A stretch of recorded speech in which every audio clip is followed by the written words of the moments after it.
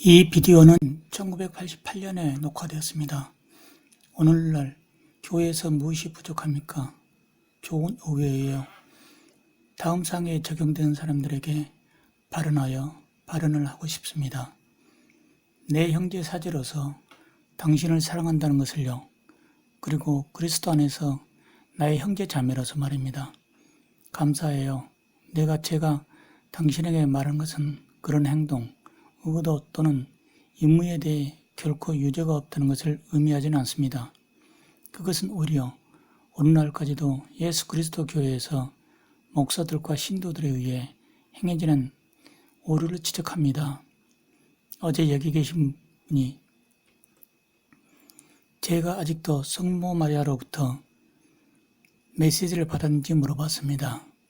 나는 말했다. 그리고 내가 당신에게 말하라고 하는 것에 대해 말해야 할 것을 당신이 가장 먼저 다음을 듣는다는 것입니다. 축복받는 어머니 메리는 제가 연설을 하러 미션에 갈 때마다 사람들을 즐겁게 해주지 말라고 말했습니다. 저는 위로를 기대하면 안 된다고요. 내가 구원받는 이유와 관련하여 성령의 말씀을 말해야 했습니다. 나는 오늘날 우리가 교회에서 접근하는 많은 영역을 봅니다.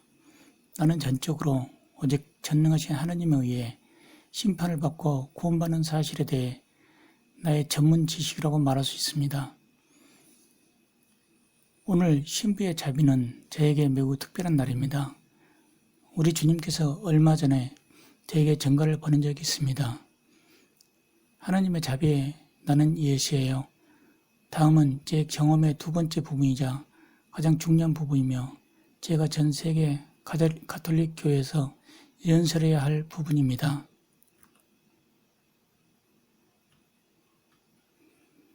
제가 말하고 있는 모든 사람이 유죄인 것은 아니라고 말하면서 제 발언을 서문에 전하고 싶습니다. 그러니 이것을 명심하세요. 교회는 전 세계의 관심에 필요한 첫 번째 영역은 성사. 사람은 그리스도가 직접 세운 이 성찬식이 무너지고 무너지는 것을 보기 위해서 주말에만 교구에 가면 안 됩니다. 예수께서는 사도들에게 처음으로 나타나신 날에 성찬을 제정하셨습니다.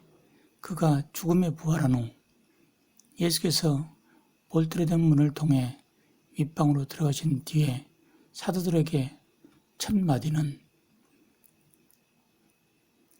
여러분과 함께하는 평화였습니다. 예수님은 다시 제자들에게 너희가 편안하기를 바란다.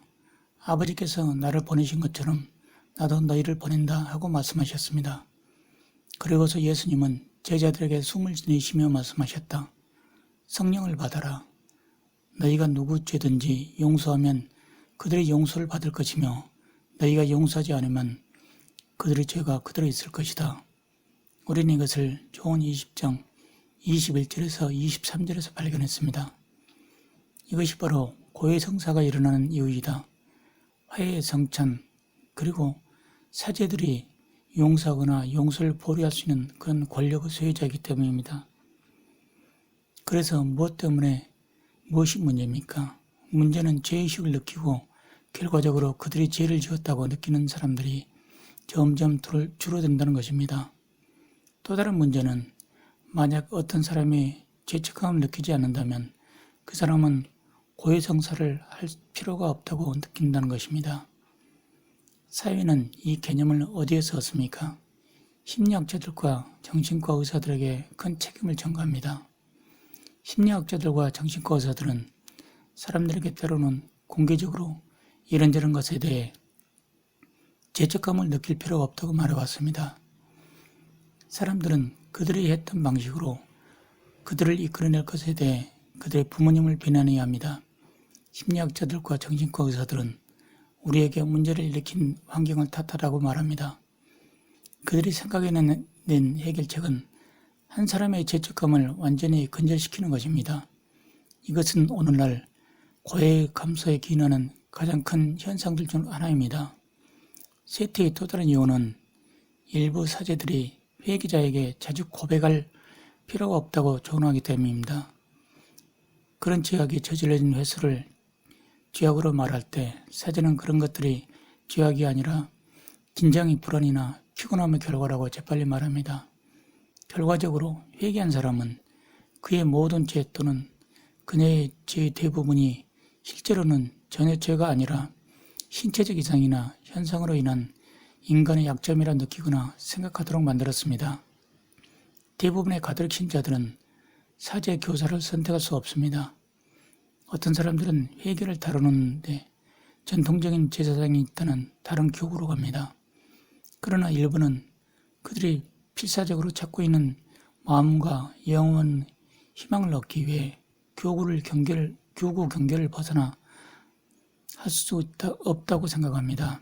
이런 만남의 결과는 사람들이 더 이상 고해성사를 할 필요를 느끼지 않는다는 것입니다. 그리고 그들은 성직자가 예전처럼 존경심과 예심이 없다고 느낍니다. 오늘날 세계에서, 특히 미국에서 오늘날 사제들의 가장 큰 잔혹행위 중 하나는 사제들이 교회 교리 문제에 관해 평신도에 대한 의견을 두루 말하는 것입니다. 성직자들은 때때로 그들이 교회에 성임된 실체임을 잊어버리고 교회가 가르치는 것을 전파해야 합니다. 만약 성직자가 교회의 미지스테움에 의해 엄격히 규정된 문제에 대해 자신의 의견을 말하려 한다면 그는 그의 옷깃을 벗어야 한다. 그리고 그 문제에 관하여 다음과 같은 것이 그의 의견이라고 말하는 사람들에게 말한다. 이것은 고해성사의 설교단에게도 해당됩니다. 제사장들은 교회의 목사로 임명되었습니다. 지난 25년 또는 26년 동안 교구 생활에서 가장 위대한 임무 중 하나는 사제들이 지옥의 구절을 언급하거나 지시하지 않는다는 사실입니다. 영원한 형벌과 하느님의 의로운 심판, 하느님의 분노, 이것이 사실이라면 교구민의 느낌이나 그들의 고백을 해야 했던 사실과 관련이 있다는 생각은 완전히 빠져 있다. 우리는 교구민들을 화나게 하고 싶지 않습니다. 그리고 우리는 특히 교구에게 많은 수표를 쓰는 부유한 교구민들을 화나게 하고 싶지 않습니다. 결과적으로 설교에서 언급된 것은 평화적인 사랑과 기쁨입니다. 이건 확실히 아무도 화나게 하지 않을 것입니다. 그 결과 신부님은 그 주만에 좋은 설교를 했을 겁니다. 또 다른 위험이 있습니다. 어떤 사람이 죄를 느끼지 않으면 그 사람은 죄가 없다고 생각합니다. 그리고 그 사람은 고해하지 않습니다. 그리고 이것이 현실입니다. 인기를 얻고 싶어하는 사제들이 있습니다. 때때로 그는 그의 교구들의 사람들이 죄책감 없이 기분이 좋아지기를 원합니다. 그리고 그는 무엇보다도 사람들이 교회에서 나가는 길에 말하기를 원합니다. 제사장님은 환상적인 설교를 했습니다. 오늘날 교회의 불행에 대한 우리의 논의에서 다뤄져야 할 두 번째 영역은 기도와 비기도의 영역입니다. 일부 교구는 교구의 모든 조직을 알리는 문서에 있습니다. 치유의 과정을 용이하게 하기 위해 존재하는 교구의 모든 조직입니다. 그리고 일반적으로 한 관심 또는 문제, 지역의 모든 지역이 겪고 있습니다. 최근에 이혼했거나 홀압에 있는 부모들을 위한 조직과 같은 조직입니다. 사실 이 조직들의 대부분은 사회적 행사에 지나지 않습니다. 어떤 사람이 도움을 받을 수 있다고 느끼도록 만들었습니다. 같은 상황에 처한 사람들이 있기 때문이죠. 기도하는 건 어떤 거죠? 바티칸 2세는 크게 왜곡되고 잘못 해석되었습니다. 바티칸 2세 이후 많은 예배와 헌신적인 예배는 성직자와 교구의 자랑에 따라 전 세계 교구에 지나치게 무시되어 왔습니다. 마치 기도는 쓸모없으므로 문제를 해결하기 위해 문제 해결 방향이나 조직을 가자고 선언하는 것처럼 말입니다. 과거에는 기도가 필요했습니다. 왜 지금은 안 되죠? 그리고 기도의 소멸의 또 다른 이유가 있습니다. 이 예배는 시간이 걸리고 일부 성직자들은 그들의 교구민들이 성직자들이 너무 많은 시간을 가지고 있다는 생각을 하는 것을 원치 않습니다. 마치 기도가 쓸모없다고 선포하는 것처럼 보입니다. 그리고 또한 기도의 죽음을 이유한 또 다른 이유가 있을 수 있습니다. 이 예배들은 시간이 걸리고 그것을 몇몇 성직자들이 교구민들에게 그들이 너무 많은 것을 가지고 있다고 생각하지 않기를 바라는 한 가지입니다. 그리고 기도 서비스는 좋아하는 TV를 보는 시간을 없앨 수 있습니다.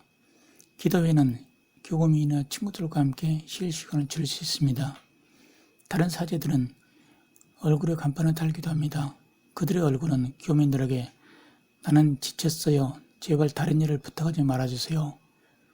끊임없이 교구 사제는 절대적으로 아무도 할 일이 점점 더 많아지고 있습니다. 우리의 전통적인 영성이 분명히 세트되고 있는 또 다른 영역은 그것이 일어나고 있는 것과 통찰의 이름으로 많은 교회들에게 일어난 일을 볼 수 있습니다. 많은 것들이 우리의 가톨릭 신앙으로부터 우리를 떼어놓기 위해 행해지고 있습니다. 그것은 우리 자신보다 덜 만듭니다. 그것은 우리를 침례받는 사람보다 적게 만듭니다. 많은 교회에는 이제 무릎을 꿇을 나무 판자가 없습니다. 이제 극장 좌석이 교회로 개조되어 있습니다. 십자가의 역에 대한 이미지가 없습니다. 종교적인 동상이 없습니다. 비출 라이트가 없어요. 예수와 메리의 사진이 없습니다. 성도 사진이 없습니다. 십자가가 있지만 예수의 시체는 십자가에 없습니다. 우리는 가톨릭 교도가 아닌 형제들을 화나게 하는 것은 매우 신중하고 두려워합니다. 또한 높은 의자가 성소 중앙에 성막을 대신했습니다. 사진은 초점이 되었습니다. 초점 더 이상 성막이 아닙니다. 이제 성막은 한쪽에 놓였습니다. 또는 때때로 교회 내부의 다른 방에서 분명히 보이지 않습니다. 신자들의 행동은 대기와 함께 교회 안에 성직자나 교구 사람들은 더 이상 무릎을 꿇지 않고 약간의 화를 줍니다. 교구민들은 성찬례나 봉헌되는 동안 계속 서 있도록 격려받거나 심지어 강요받습니다. 요즘 우리들 중 몇이 미사를 위해 어떻게 옷을 입는지 살펴볼 수 있습니다. 우리는 매우 캐주얼해졌고 때로는 느릿느릿하게 되었습니다. 어떤 교구에서는 세속적인 사람들이 교구에서 거의 모든 것을 하고 있습니다. 미사를 말하고 고백을 듣는 것만 빼면요. 미국 워싱턴주에 있는 특정 교구에 대해 알고 있습니다. 그 교구에서 세속적인 여인은 주말 동안 미사에서 교리를 설교합니다. 4주 중 3주간 일부 교회에서는 성찬식 시간에 성직자가 의자에 앉을 것입니다. 평신도가 성찬식을 분배하는 동안 제사장은 앉아 있습니다.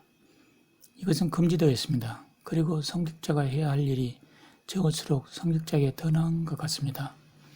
1950년대에 나는 이 일말을 들었습니다.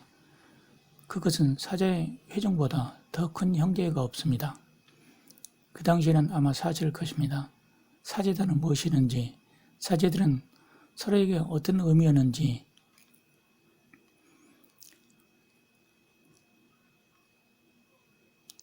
그러나 이후로 많은 상황이 바뀌고 지금 매우 다릅니다. 이제 사제들은 동료 사제들을 지지하지 않습니다. 한 교구에서 미국과 전 세계에서 동일하고 사실이라고 생각합니다. 일반적으로 동료 사제들은 보는 두 가지 방법이 있습니다. 첫째, 제사장은 훌륭한 일을 하고 있으며 실제로 노력하고 있습니다. 그러나 동료 사제들은 그가 무엇을 증명하고 합니까? 라고 말합니다. 둘째로, 성직자들은 감정에 쉽게 반응할 수 있고 그가 심각한 실수를 했거나 사소한 실수를 했을 수도 있다는 것입니다. 그래서 그의 동료 제사장들은 이렇게 말하고 있습니다. 보아라, 내가 너에게 그렇게 말했으니 너는 또 그런 사람들에게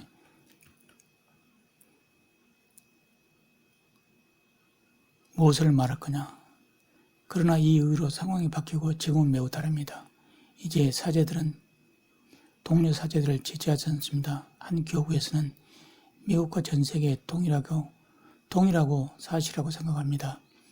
일반적으로 동료 사제들을 보는 두 가지 방법이 있습니다.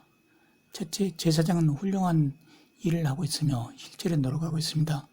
그러나 동료 사제들은 동료 사제들은 그가 무엇을 증명하러 합니까? 하고 말합니다. 둘째로 성직자들은 감정에 쉽게 반응할 수 있고 그가 심각한 실수를 했거나 사소한 실수를 했을 수도 있다는 것입니다. 그래서 그의 동료 제사장들은 이렇게 말하고 있습니다. 보라, 내가 너에게 그렇게 말했으니 너는 또 그에게 무엇을 말할 것이냐. 이게 가장 안타깝다. 그리고 나서 성직자들은 도움을 청하기 위해 어디로 갈까요? 도움이 필요한 성직자들은 영적으로든 아니든 도움을 받기 위해 동료 성직자들에게 갈 것입니다. 초대장은 자동으로 와서 술 마시거나 축구, 농구, 럭비 그렇게 해서 되게 얘기할 것입니다. 팀과 스코어에 대한 모든 것을 얘기합니다. 결국 사제들이 모일 때 그들은 그들의 일에 대해 얘기해서는 안 됩니다. 그들은 골프 게임을 즐기거나 의식을 해야 합니다. 그들은 상황을 어떤 종류의 상담으로 바꿔서는 안 됩니다. 하지만 아이러니하게도 우리 교구에는 아직도 젊은 사제들이 있습니다. 이 젊은 사제들은 나이 든 사제들의 도움이 필요합니다. 관심 있는 마지막 영역은 독수리 교리 수업입니다. 적어도 1970년대 초부터 종교를 위해 가톨릭 학교에 대해 다닐 수 없는 학생들을 위한 수업입니다. 이 수업은 가톨릭 교회와 독단적인 교리의 무효입니다. 이 수업에서 시험을 봤어요. 이 테스트는 미소 짓는 예수의 사진이 한 페이지에 있고 다른 페이지는 굵은 글씨로 예수가 당신을 사랑합니다라는 문장이 있습니다. 그것이 우리 아이들이 지난 몇 년 동안 배워왔던 것입니다. 그들은 배우지 않습니다. 그들은 빠졌습니다. 그들은 계명, 교회의 법칙, 필멸의 죄와 심각하지 않은 죄와 이 둘의 차이점을 배우지 않습니다. 그들은 양심을 살펴봄으로써 선과 고백을 하는 방법을 배우는 것이 거부되었습니다. 그들이 믿음에 대해 배우는 것을 거부하기 때문입니다. 복된 성막에서 예수의 실제 존재에 관하여 말입니다. 신자들로부터 성찬식을 받는 초캐주얼 방식의 딜레마를 더했습니다. 부모는 자백하러 하지 않기 때문에 자녀들도 가지 않습니다. 그리고 부모님들은 그들의 아이들이 더 이상 고백이나 가톨릭 닥트린 수업에 못하게 합니다. 부모들은 그들의 아이들이 그들을 사랑하기를 원합니다. 결과적으로 부모들은 자식들이 하기 싫어하는 일을 시키지 않습니다. 레스토랑 계속 이어질 수 있으면 이것은 성직자들과 교구민들에게 현재 교회가 향하고 있는 방향에 대한 어떤 아이디어를 줍니다. 이 모든 것들이 어디로 연결될까요? 나는 선지자가 아니지만 이것이 주님께서 이 교회가 되려고 의도하신 것이 아님을 알고 있습니다. 바꾸기에 너무 늦었나요? 예수께서 우리에게 말씀하고 항상 말씀드린 것은 결코 변하기에 결코 늦지 않았다는 것입니다. 예수는 인내심이 많고 자유롭습니다. 예수님은 사랑하세요. 신의 은총이 있기를.